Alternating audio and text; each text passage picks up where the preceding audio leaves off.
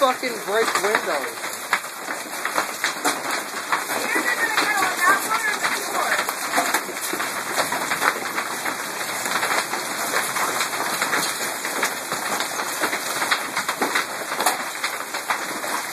Holy shit.